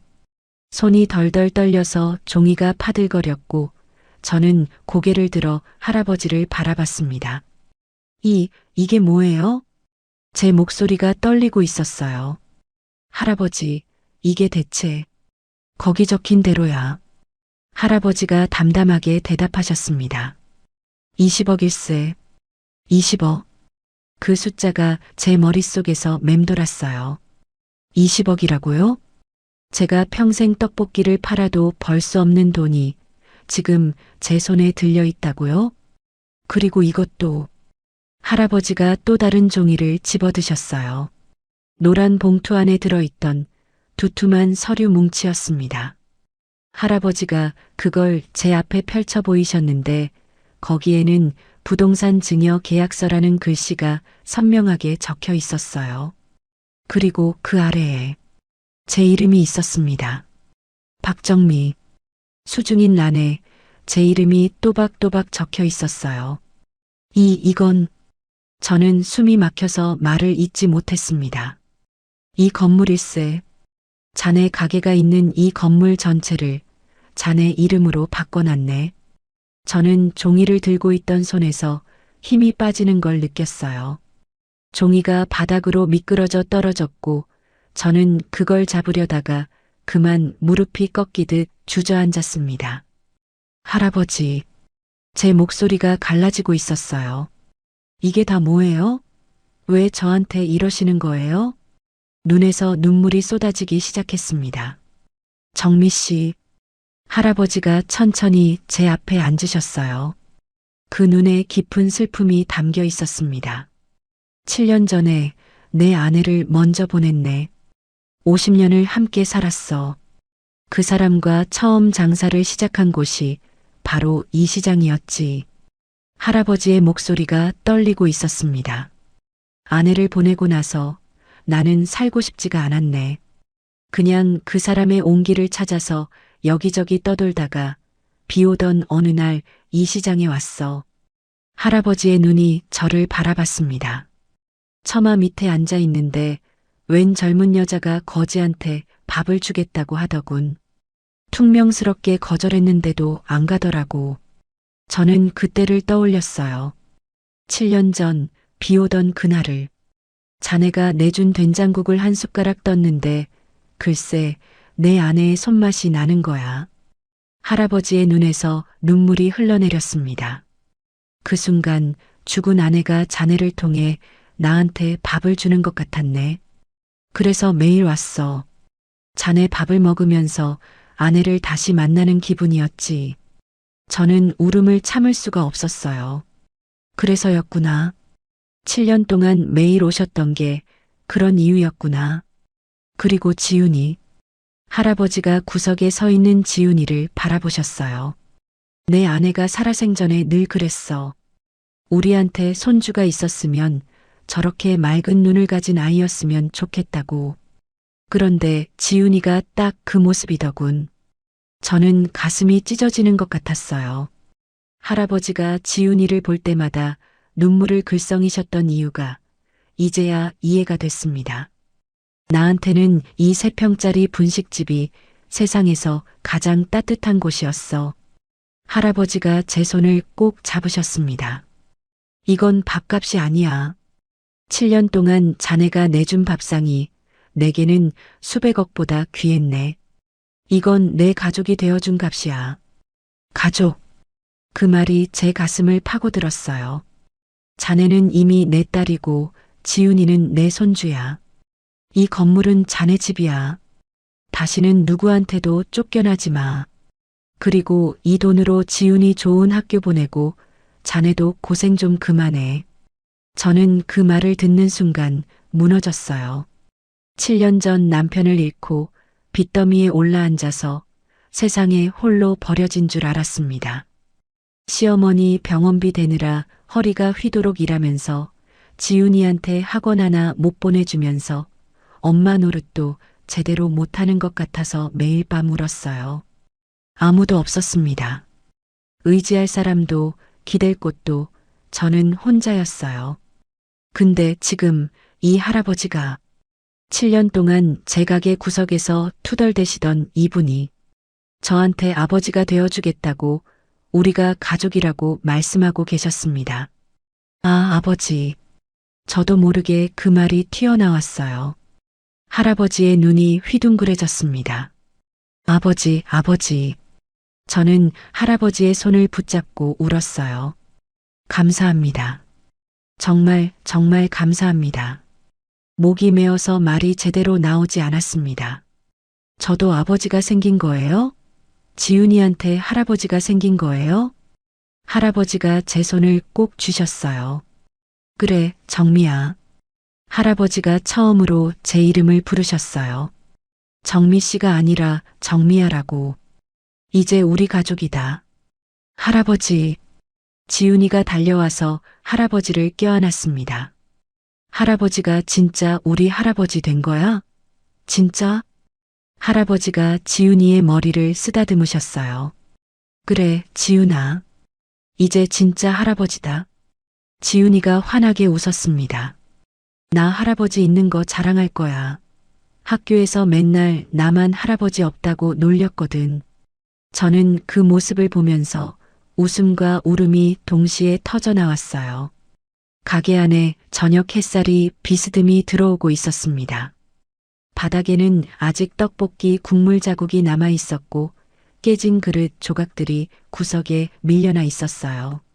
엉망진창인 이 작은 분식집이 오늘따라 세상에서 가장 아름다운 곳처럼 느껴졌습니다. 왜냐하면 이곳에서 저는 아버지를 얻었고 지훈이는 할아버지를 얻었으니까요. 근데 아버지, 저는 눈물을 훔치며 물었어요. 앞으로는 어떻게 하실 거예요? 이제 다시 회장님으로 돌아가시는 거예요? 할아버지가 피식 웃으셨습니다. 글쎄, 나는 이 구석자리가 제일 편한데. 그리고 평소처럼 투덜대듯 말씀하셨어요. 아, 그리고 정미야. 내일은 꼬막 무침 좀 넉넉히 해놔. 오늘 반찬이 진짜 부실했거든. 저는 그 말에 웃음이 터졌어요. 할아버지도 웃으셨고 지훈이도 깔깔거렸습니다. 울음과 웃음이 뒤섞인 정신없는 저녁이었지만 제 인생에서 가장 따뜻한 저녁이었습니다. 1년이 지났습니다. 시장통 골목에 저녁 햇살이 비스듬히 내려앉던 그 오후, 저는 가게 앞에 서서 간판을 올려다봤어요. 정민의 분식. 예전엔 언제 쫓겨날지 모르는 세입자였는데 이제는 이 골목이 온전히 우리 집 주소가 되어버렸습니다. 1년 전과 똑같은 이름인데 간판은 완전히 달라져 있었습니다. 낡고 페인트가 벗겨졌던 그 간판 대신 따뜻한 나무색 바탕에 정갈한 손글씨체로 가게 이름이 새겨져 있었어요. 가게 안도 많이 바뀌었습니다. 3평짜리 좁은 공간은 옆 가게까지 터서 2배로 넓어졌고 낡은 플라스틱 의자 대신 편안한 원목 의자가 놓여 있었어요. 하지만 저는 한 가지만큼은 바꾸지 않았습니다. 가게 구석, 창가 옆 그 자리. 할아버지가 7년 동안 앉아 계시던 그 테이블만큼은 예전 그대로 두었어요. 낡은 스테인리스 테이블에 삐걱거리는 의자. 그 자리만큼은 그대로여야 했거든요. 사장님, 떡볶이 2인분이요. 손님의 주문 소리에 저는 화들짝 정신을 차렸습니다. 네, 금방 나갑니다. 저는 주방으로 들어가면서 거울에 비친 제 모습을 힐끗 봤어요. 1년 전과는 많이 달라져 있었습니다. 고무 장갑에 짓무르고 갈라졌던 손은 이제 말끔해졌고 기름때가 눌어붙었던 앞치마 대신 깔끔한 유니폼을 입고 있었어요. 머리도 단정하게 올렸고 얼굴에도 화장기가 돌았습니다. 엄마가 요즘 예뻐졌다고 지훈이가 그러더라고요. 저는 그 말을 들을 때마다 웃으면서도 마음 한구석이 뭉클했습니다. 그리고 며칠 뒤 가게 앞에서 빵빵거리는 경적 소리가 들렸어요. 저는 고개를 돌렸고 익숙한 광경이 눈에 들어왔습니다. 시커먼 고급 세단 한 대가 가게 앞에 멈춰 섰고 운전석에서 검은 양복을 입은 기사가 내려서 뒷문을 열었어요. 그리고 그 안에서 낡은 회색 점퍼를 입은 할아버지가 내리셨습니다. 아버지, 저는 반갑게 소리쳤어요. 할아버지가 손을 휘휘 저으시면서 가게 안으로 들어오셨습니다. 시끄럽게 왜 그래? 맨날 오는 사람인데. 투덜대시면서도 할아버지의 입가에는 미소가 걸려 있었어요. 낮에는 양복을 빳빳하게 차려입고 회사에서 일하시지만 저녁만 되면 어김없이 이 낡은 점퍼로 갈아입고 기사가 모는 차를 타고 이 시장통 분식집으로 오셨어요.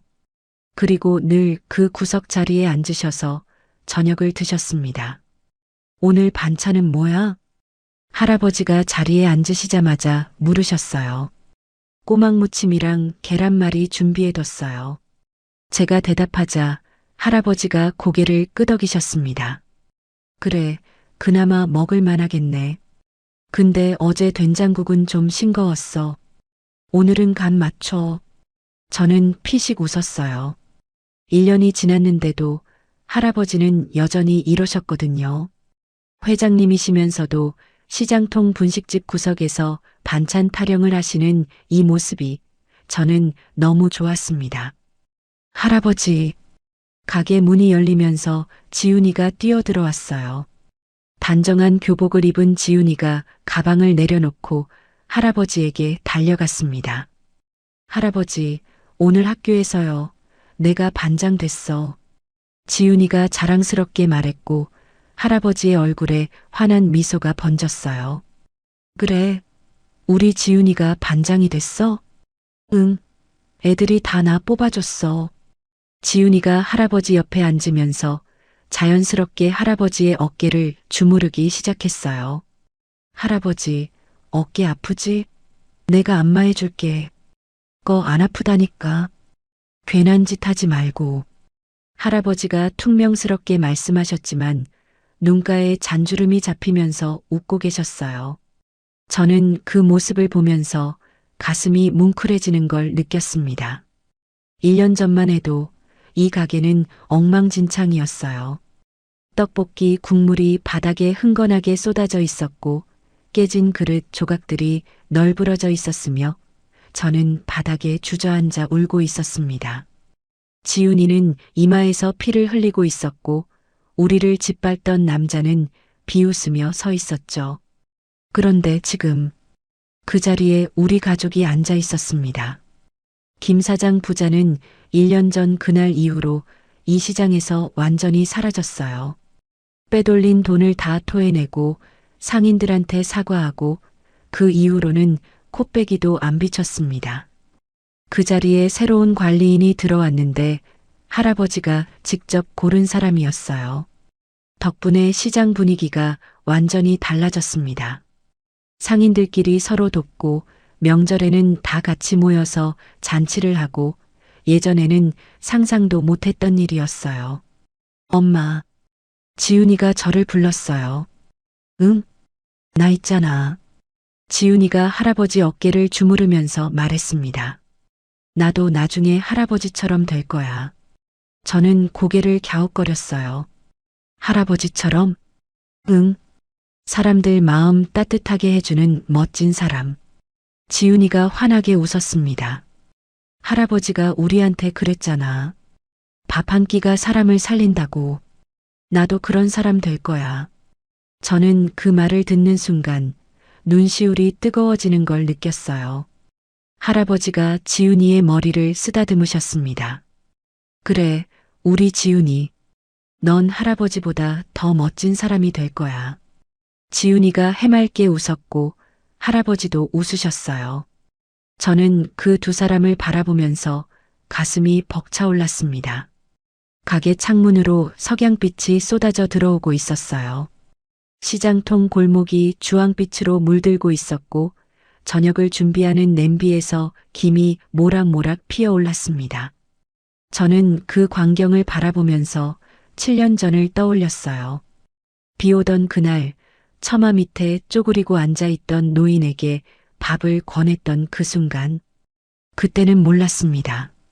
그 된장국 한 그릇이 제 인생을 이렇게 바꿔놓을 줄은. 세상은 여전히 차갑고 잔인할 때가 많아요. 남편을 잃고 빚더미에 올라앉았을 때 저는 세상이 끝난 줄 알았습니다. 시어머니 병원비에 허리가 휘고 지훈이한테 학원 하나 못 보내주면서 매일 밤 울었어요. 하지만 지금은 알아요. 누군가에게 내민 따뜻한 밥 한 공기가 기적을 만든다는 걸. 그리고 그 기적은 언제나 밥상 위에서 피어난다는 걸. 정미야, 밥 안 줘? 할아버지의 투덜거리는 목소리가 들렸어요. 저는 눈물을 훔치며 웃었습니다. 네, 아버지. 지금 갖다 드릴게요. 저는 김이 모락모락 나는 밥 한 공기를 들고 할아버지에게 걸어갔어요. 창밖으로 석양이 지고 있었고 가게 안에는 따뜻한 밥 냄새가 가득했습니다. 7년 전 처마 밑에서 시작된 기적. 그 기적은 지금도 계속되고 있습니다. 오늘도 내일도 그리고 앞으로도 이 작은 분식집에서 따뜻한 밥 한 공기와 함께요.